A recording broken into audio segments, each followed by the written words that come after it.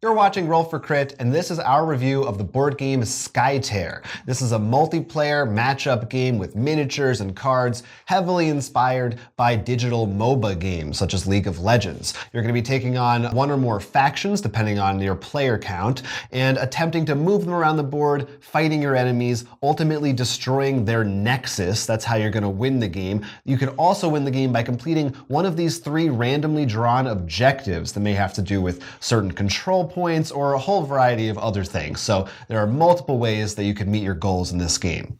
Right now we have this set up more for a 2-player game. However, this can go up to 8 players. So the idea is you're going to have 8 heroes on the board, 4 for each side, and they're going to try to help push the control to the enemy towers, destroy them, and make it to the nexus. Or maybe defeat some of those cards along the way. You're going to start each turn with 1 hero activating, depending on who goes first. So let's say our side activates. You have 3 actions to do out of a list of many, but you can only do 3 of them. You can't do any doubles. So no multiple attacks unless something lets you. So let's say we activate this hero here. His miniature is right here. They have either a ranged or a melee attack, as well as their health and a defense. So on his turn, he can choose to do the attack option. This is the only way to remove some very specific tokens and minions, which are used to find out how much control is on a location. So let's say he did a range attack to defeat this minion. He does attack equal to his base attack plus cards he draw. In this case, he gets to draw 2 and choose 1. So he'll draw 2. Well, let's take the higher numbered one so that's a total of 6 damage. All minions only have 1 life, so the minion is definitely dead. So we'll just get out of that guy from the board back to the enemy spawning area. Now from there, he has some other options he could do. He could have done, but first, he can worship, which is actually unique to each color group. So he has the fire aligned group. That one marks an enemy hero and actually does a specific unique talent. In his case, he can make it so they cannot escape his vision. Air aligned tribe actually puts out illusions, which sort of grant a bonus to anyone who can see their illusion from their side. The earth aligned tribe actually puts up these pillars, which will give bonuses depending if they're within line of sight of it, or maybe can do some other fun shenanigans. And the ice related tribe actually transforms and has an animal form. He can also do skirmish. Now this sounds like attack, but it's a little different. Now you can move up to 2 hexes and can attack a hero and only a hero, but that deals damage too. Attack and skirmish are very different. Right. Keep them straight. Because attack are able to attack minions, skirmish cannot. So it's going to deal damage equal to 0 plus a card to an enemy hero. So he'll go there. That would be a total of 1 extra damage. He can also just move, which is move 3. This white line only blocks line of sight, so don't worry about if you want to move in there or not. The other thing he can do is lead. Pretty much you can take a card from your hand or the top of your deck if you really want to try some things out. And this will help add control later on, which Jonathan will get to. So we'll find out what's there later. However, what doesn't cost an action but costs mana is playing cards from your hand. Now, depending on your hero, you'll notice there's 2 color symbols here, one in their own element that they're used to and one in another. When they're activated, they can cast cards from your hand that match that element. They can come from cost of 1 to all the way up to 3. Now, depending on the round, that's how much mana they actually have. So in this case, on a 2, this card can't be cast. This one could, but for example, the hero we did activate can only cast red and green spells, so he can't actually cast these 2 spells. So that's something else to watch out for. And of course, if you recognize the term mana from Magic, this also has a stack and instant-like spells. So this spell can only be cast the turn that hero is activated. So let's stick with this hero now since it matches their color. If this hero can only cast it when they're activated and we're doing all their different actions. This, however, can be cast outside and in response. So regardless of whether this hero was activated or not yet, let's say the next person activates the bear, goes to attack, they could cast this, if it was advantageous to them, to try to add spells. And of course, the opponent can then respond, you get a fun little stack, and you resolve top to bottom. Either way, once you finish 3 actions in these spells, you're gonna tap the card sideways like this to show that that hero is exhausted. Sorry, you exhaust the card. You don't tap them. You don't tap them. Do not do that. And then your opponent's gonna go. So you'll go back and forth till every hero is exhausted. Then you hit the minion phase. In the minion phase, that's when you take stock of the board state and figure out who has control over these different control points. There are 3 of them, at least in the 2-player version of the game, and you do them in order from 1 to 3. They are numbered. And you take a look and see which minions and heroes are within line of sight, so 3 hexes of this control point right here. And whichever player has the most has control of that. So in this case, this is actually a tie of 3v3, but now is when you turn back to that lead action we talked about earlier. If a player had taken that action and put out a card, it will apply to wherever that hero ended up. So in this case, that hero is nearest to this point, so this is going to apply to this total. You flip it over and you take a look at the mana cost. So not this number in the corner, you don't worry about any of the text down here. Purely you add this number of mana symbols, so in this case 2, to their total, which means that side would now be the winner. The winner gets to take their total, the difference between the 2 sides' totals, and first they get to apply some of that damage to a couple of these minions, so they get to remove those. In addition to being able to remove those minions, then, and there are no minions in the way, they get to do damage to this tower. The winning player gets to move this control token, so it will move closer towards their tower in that specific lane. Once it hits that, then it will stop. Eventually, if one of those towers is destroyed, then on future turns, you're going to add life to that player's nexus, and the player who's moving this can move it closer towards the nexus, and that's how you eventually deal damage to that, and hopefully you can use that to win the game. Now you're going to do this same type of thing with the second control token, and then finally this third spot in the middle. This one is a little different though. You can see there's no token here. It doesn't actually move. Instead, whoever has control here gets to summon the outsider. Big, scary miniature right there. They get to place it anywhere they want on the perimeter of this thing so that it's halfway inside, halfway outside of this field right here. And then the outsider gets to take a turn with their own special set of actions. In addition to possibly being able to move and attack, they have some unique abilities that can be really powerful. So it may not help you directly win the game, but this guy right here will really put things in your favor if you use it correctly. After that, then you move that slot up, assuming that nobody has won at this point due to any win conditions, and you take out the next round. Exactly. So pretty much you are fighting over these lanes and making decisions on whether you're going to try to go for that original end game of hitting that nexus, or maybe those goals seem simpler. Yeah. Some of them are pretty interesting and definitely could make a quicker game. Like one of them is just win this control point 3 times. So you can end it by the 3rd round compared to later. If, by the way, the game goes past the round 5, or you both finish a win condition somehow at the same time, it is a draw. So you really want to make sure it's you and you alone on top. That's right. That's really important. We should also mention there's life bars here for your hero's health, and you're not out of the game should your hero hit 0. What's going to happen is you're going to take the hero, and depending on whether they activate it or not that turn, you're going to put them here. When that token meets them, they're going to come back on the board fully healed. Yeah, you will also be able to respawn minions. If minions are killed, you actually automatically spawn some at the end after you tally up the control totals over here. So minions don't move to the control point. They always just spawn right on it, so you don't have to worry about 1, 2, 1, 2, 1, 2, like the fun little marching order like in League of Legends. Yeah, well now speaking of League of Legends, let's talk about it because this is obviously, and it's right on the cover of the box, heavily inspired by these MOBAs. I am not someone who has experience with those games, but you are. So is there anything you noticed in particular, or how do you feel that got translated from digital format to the physical board game? Well, before anything, because I'm sure some people have already been angry, I just haven't played Dota. That's why we keep saying League. There are many MOBAs out there. Yes, that's not me trying to say I like one over the other. It's just that's what I'm experienced with. It definitely has the aspect of you want to control where the minions fight. That's actually a bit more the advance. You have to think like this is where the minions choke up and how to deal with that.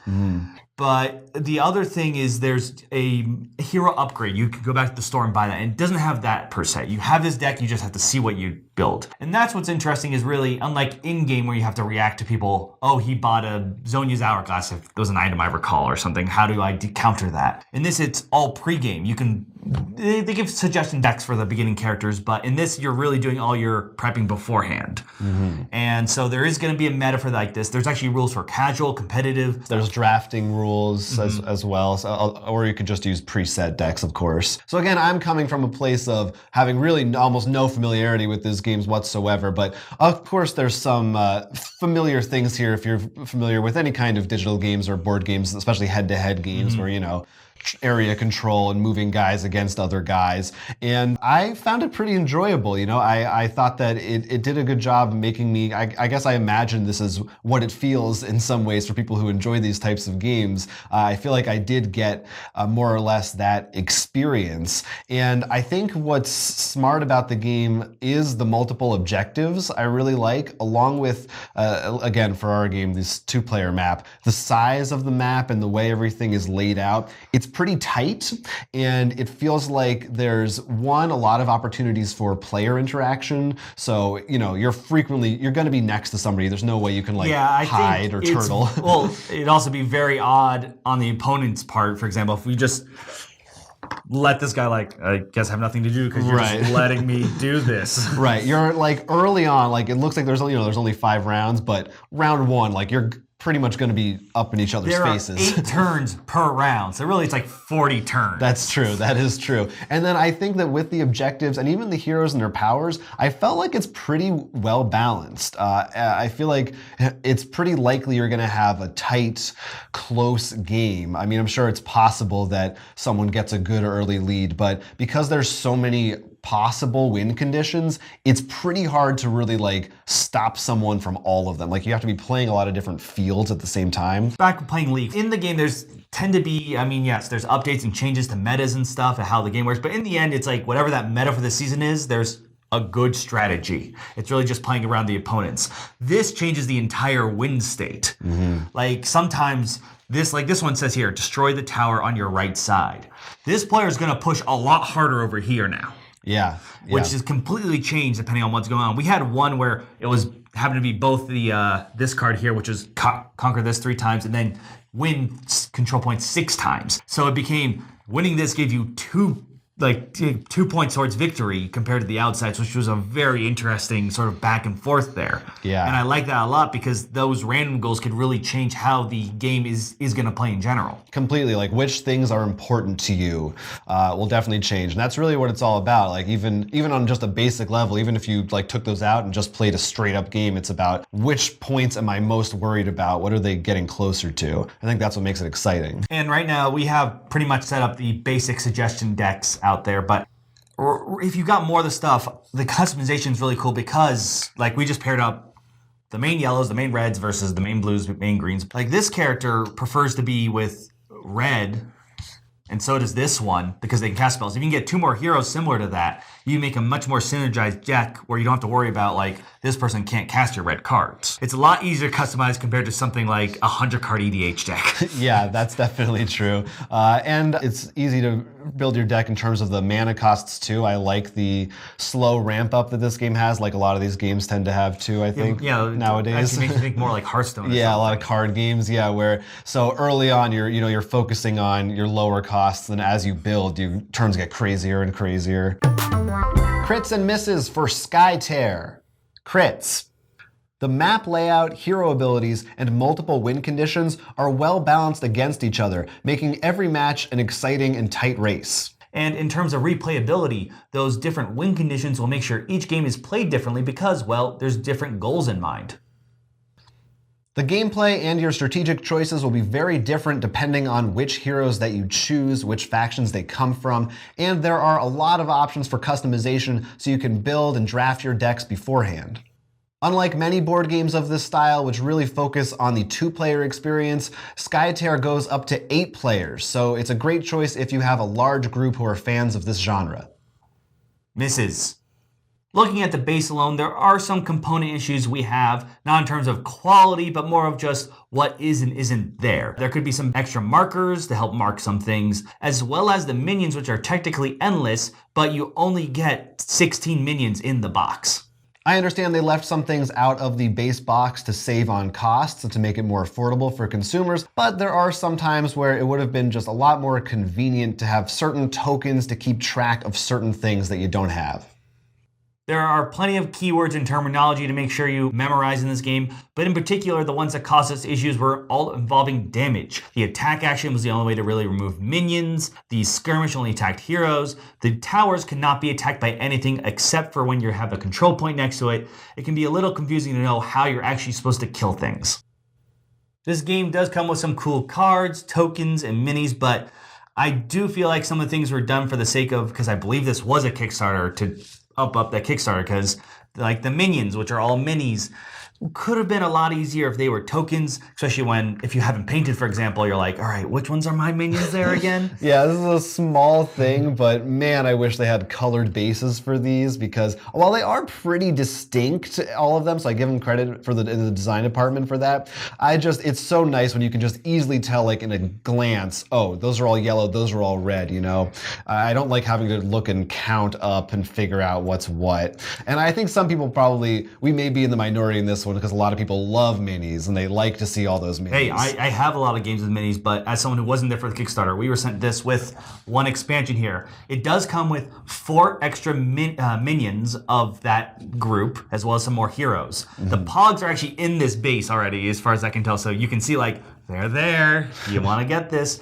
But because those minions are endless, it's a little annoying at times to be like, oh, we probably need some tokens in case something weird happens, because maybe the way we're interacting and there's a lot of maybe like killing heroes like Onslaught there, you're not focusing on the minions as such, so they just pile up. Yeah. And that was like, it's a small thing, like, yeah, especially for us, we can grab a whole bunch of cubes or tokens that act in their spot, but it's a little annoying. I think that could have helped out a little bit. I think part of it maybe is the kind of people who are going to buy this and really get into this game are probably the kind of people who are looking to buy those extra expansions. And get all in, yeah. Yeah, it's exciting for them. This does come with not only those 4 heroes, but a whole bunch of extra cards, which you could throw in for if you're using a red. I believe, at least I saw red and green, if I recall. So you're going to make some really different, weird new decks. So it's not that they're bad. It's really, this is the only issue I have when it comes to the expansions, because it's just so many of them. The tokens, like a sheet of pop-out tokens could have helped mitigate that a lot. Yeah. I mean, overall, I did really enjoy this game. In fact, I think it really exceeded my expectations, because again, not having any real MOBA history, I didn't know if this might just be, I don't know, maybe I just don't care about this style of gameplay or whatever, but I had a lot of fun with it. I think there's some cool, unique heroes that I like all their special worship abilities. I think they play off each other really well. And again, going back to the win conditions, all that, like I think it's really nicely done. And I think if you do like this style of game, I don't know that there are too many other board games that really strictly do this kind of thing. I think if you're looking for that in the physical space, this might be your best bet right now. I mean, we tend to not play as many of these hex moving games. Mm-hmm. I know I used to have one. It wasn't like League of Legends with a Rift and stuff. It was just hero combat. But this one was relatively nice on that front. I will say in particular, we never really had an issue with line of sight, which made me very happy. Yes. That's more of an us problem, not a game problem. No, I think everyone has that problem. A+ if you can make line of sight rules not confusing.